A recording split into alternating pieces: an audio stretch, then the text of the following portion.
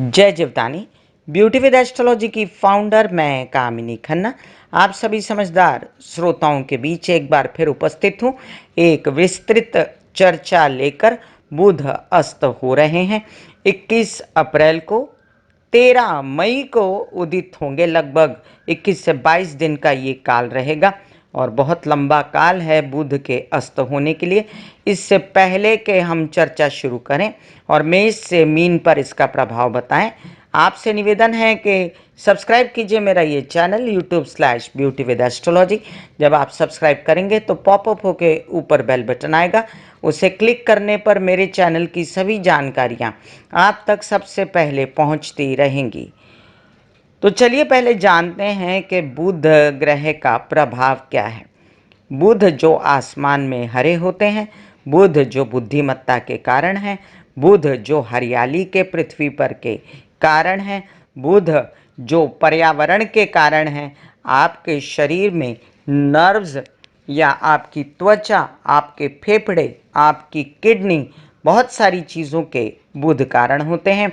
बुध कारण होते हैं आपकी बुद्धिमत्ता के, बुध व्यवसाय के कारण होते हैं, बुध आपकी जीवन में जो उथल पुथल होती है व्यावसायिक, उसके कारण होते हैं। और भी बुध की उपस्थिति हम जानें तो जितनी ग्रीनरी है सब्जियों में, फ्रूट्स में, खाने पीने की चीज़ों में बुध करते हैं निवास। अब अगर हम जानें कि ये बुध अभी इन दिनों क्या असर डाल रहे थे, तो नीच के चल रहे थे बुध 7 अप्रैल से, और नीच के भले ही चल रहे हों, उनकी दृष्टि उच्च की थी। मतलब मीन में बैठकर वो कन्या राशि को देख रहे थे, सप्तम भाव को। इस वजह से काफ़ी कुछ बातें संभली हुई थी, लेकिन फिर भी नीच के बुध होने पर कई लोगों को सर्दी जुकाम, खांसी, बुखार, त्वचा से रिलेटेड परेशानियां या व्यवसाय में प्रॉब्लम, ये सब चीज़ों का सामना करना पड़ रहा होगा। अब अगर हम जानें कि बुध जो हैं ये अस्त होने पर क्या असर करेंगे, तो ये भी समझ लीजिए। पहले उनकी मूवमेंट से जान लें। 21 अप्रैल को जो बुध अस्त हो जाएंगे 13 मई तक, वो अस्त अवस्था में ही मेष में चले जाएंगे 24 तारीख को देर रात, और उनकी दृष्टि रहेगी तुला पर। अब मेष में जाने पर वो बुधादित्य योग बनाएंगे, क्योंकि वहाँ पर पहले से बैठे हुए हैं सूर्य।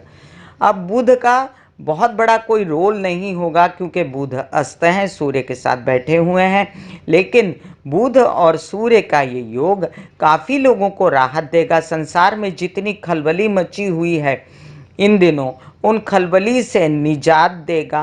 फेफड़ों से रिलेटेड बीमारी, सांस से रिलेटेड बीमारी, गला खराब या बोलने में तकलीफ, या और भी किसी प्रकार के कफ वगैरह से प्रॉब्लम्स रिलेटेड जो चल रही हैं, व्यवसाय जो बंद हैं, वो बुधादित्य योग होने पर सूर्य का सपोर्ट उसे मिलेगा। और बुधादित्य योग एक अपने प्रकार की शांति लाएगा समाज में। अब दूसरी बात यह है कि बुधादित्य योग का उपाय क्या होता है, तो हरी घास पे चलना नंगे पैर, ये अपने आप बुधादित्य योग जगाता है। जब आप सूर्य सुबह सुबह नर्म हो और आप हरी घास पे चल रहे हो, तो सूर्य और बुध दोनों मिलकर बुधादित्य योग बनाते हैं। अब जानें कि और क्या मूवमेंट्स हैं। 21 अप्रैल को रेवती नक्षत्र में बुध रहेंगे जब वो अस्त होंगे, और 25 अप्रैल को वो अश्विनी नक्षत्र, केतु के नक्षत्र में प्रवेश कर जाएंगे। तब वो मेष राशि में प्रवेश करेंगे। तो जो केतु का नक्षत्र है वो मंगल का सा व्यवहार करता है, और थोड़ा सा अस्वस्थ रहेंगे लोग, क्योंकि बुध जो हैं वो अश्विनी नक्षत्र में रहेंगे। 1 मई से लेकर 6 मई तक भरणी नक्षत्र में रहेंगे, शुक्र के नक्षत्र में, तो काफ़ी फिर भी रिलैक्स रहेंगे लोग। तो जो बेचैनी है ज़्यादा बुध के अस्त होने से, खासकर मिथुन और कन्या राशि वालों को, तो वो 25 तारीख से लेके 1 मई तक ज़्यादा रहेगी। ऐसे में बुध के उपाय करना, हरी सब्जियां खाना या ग्रीनरी पे चलना, जो अभी संभव नहीं है, बाद में कितना संभव होता है वो ईश्वर जाने, लेकिन फिर भी आप पन्ना पहन सकते हैं। आप खासकर मिथुन और कन्या राशि वाले, आप जो हैं वो हरी सब्जियां ही नहीं, मूंग साबुत भी खा सकते हैं। आप जो हैं अपने ग्रीनरी से रिलेटेड कोई चीज़, मतलब जैसे कि हरे कपड़े होते हैं वो धारण कर सकते हैं आप। तो ये उपाय सभी आप कर सकते हैं। फिर 7 मई से 12 मई तक कृतिका नक्षत्र में जब बुध प्रवेश करेंगे सूर्य के नक्षत्र में, तब जाकर असली बुधादित्य योग का फायदा होगा लोगों को, और 13 तारीख को बुध उदित हो जाएंगे। तो ये ब्यौरा था। अब मैंने आपको बताया कि जैसे कि बुध का अस्त होना इस वक्त बहुत ज़्यादा इम्पोर्टेंट है, क्योंकि बुध जो नीच के चल रहे हैं वो अपना प्रभाव छोड़ रहे थे लोगों पर, और यहाँ पर जाकर वो अस्त हो गए तो उनकी पावर और कम हो गई। आप सभी से निवेदन है कि अपनी तबीयत को ठीक रखने के लिए ज़्यादा से ज़्यादा लीफी वेजिटेबल्स, मूंग साबुत, उसके स्प्राउट और अपना हरे कपड़े पहनना, इन सब से अपना उपाय करें। जिन लोगों को बुध शत्रु भाव में है, जिनके या शत्रु हैं जिस राशि के, वो लोग इसका उपयोग ना करें। आइए हम जानते हैं, अभी बुध की चर्चा खत्म हुई, हम जानते हैं मेष से लेकर मीन राशि पर प्रभाव। ये राशि भविष्य जो मैं बताऊंगी ये लग्न के अनुसार है। मेष राशि, मेष राशि के लिए आपके पराक्रम और आपके षष्ठ भाव के स्वामी है बुध। आपके लिए यात्राएं तो बंद हैं इन दिनों, और अगर यात्रा में गए तो आपको तकलीफ या भ्रमित अवस्था हो सकती है। आपका उत्साह उमंग बढ़ाने के लिए आपको लीफी वेजिटेबल्स खानी है, और अगर विरोधियों से परेशान हैं तो कृष्ण के महामंत्र के जाप कर सकते हैं आप। वृषभ राशि, आपके लिए अब बुध की ये अवस्था आपको धन भाव में कमी ना करे, आपका धन बढ़ता रहे, इसलिए ग्रीनरी से रिलेटेड अगर व्यवसाय करते हैं आप, तो आप हरे कपड़े पहने, ज़्यादा से ज़्यादा गणेश जी की पूजा करें, और आपके माइंड के भी स्वामी हैं तो मेडिटेशन करें। मेडिटेशन में गणेश जी का ध्यान करें या कृष्ण की आराधना करें। अपने बच्चों को भी यही सिखाएं। नियमित रूप से 1 से 2 दिन के अंदर लीफी वेजिटेबल्स का सेवन करें। मिथुन राशि, मिथुन राशि के लिए आपके लग्न भाव के, आपके चतुर्थ भाव के स्वामी बुध होने जा रहे हैं अस्त।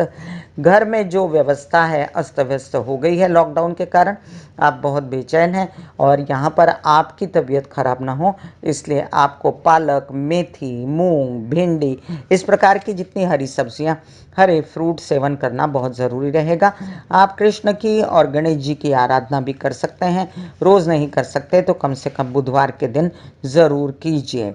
कर्क राशि, आपके लिए अब आपके द्वादश भाव के स्वामी और पराक्रम के स्वामी, मतलब आपके खर्चे, आपके प्रेम संबंध, आपके विदेश से रिलेटेड काम, आपके छोटे भाई बहन, और आपका उत्साह उमंग, मतलब जो काम करने की इच्छा होती है इंसान की, वो थोड़ा डाउन रहेगा। और अगर इसको जगाना चाहते हैं तो आपके पंचम के स्वामी हैं मंगल, तो आप कीजिए गणेश जी की आराधना जो आपको बहुत फलेगी। आप गंग गणपति नमः का जाप कर सकते हैं।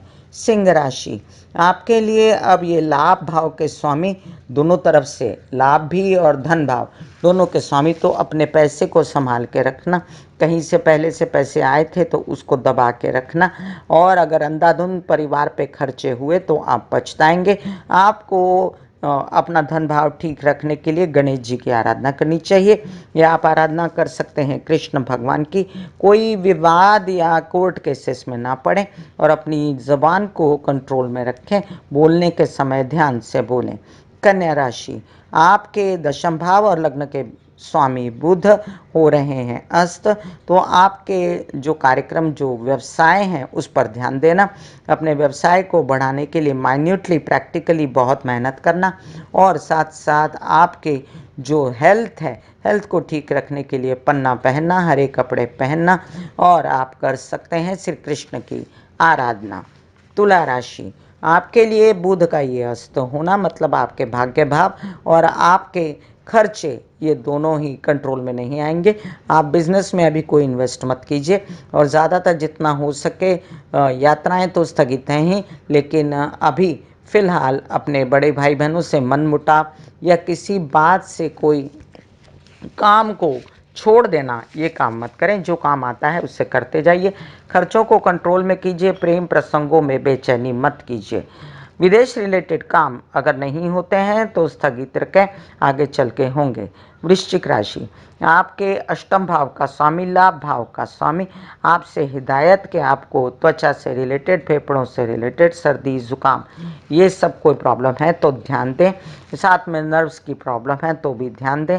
अगर आपके पैसे इधर उधर हैं तो पैसों को संभाल के रखें। आपके जो कोर्ट केसेस वगैरह हैं उनकी बातों को अभी स्थगित रखें। और मैं कहूँगी कि बुधादित्य योग बनने के बाद आपको फिर भी स्थिति जो है वो संभल जाएगी।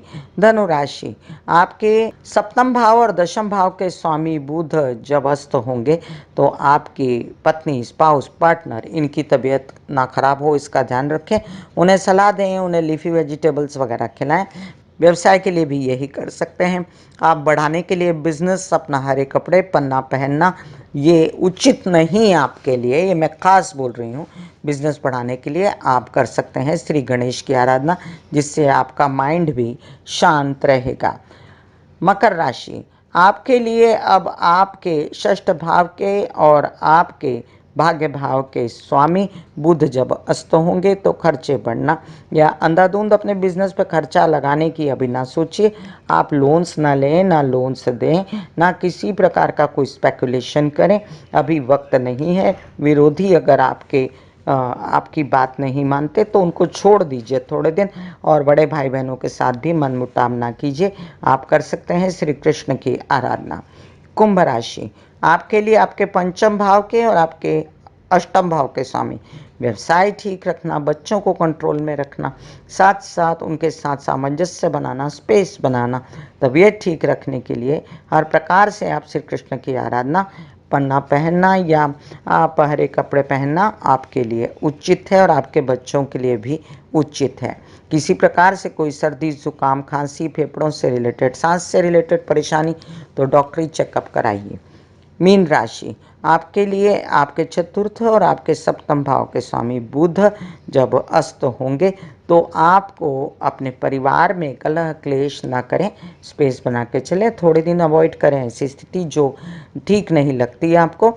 और व्यवसाय में भी अगर डिले होता है, विलंब होता है तो घबराइए नहीं, आगे चल के स्थिति अच्छी भी होगी। और जैसे ही बुधादित्य योग में इसमें बनेगा वैसे ही आपको कुछ न कुछ धन भाव के खुलेंगे बात, लेकिन विवाहित जीवन में कलह क्लेश ना हो इसका भरपूर ध्यान रखना है।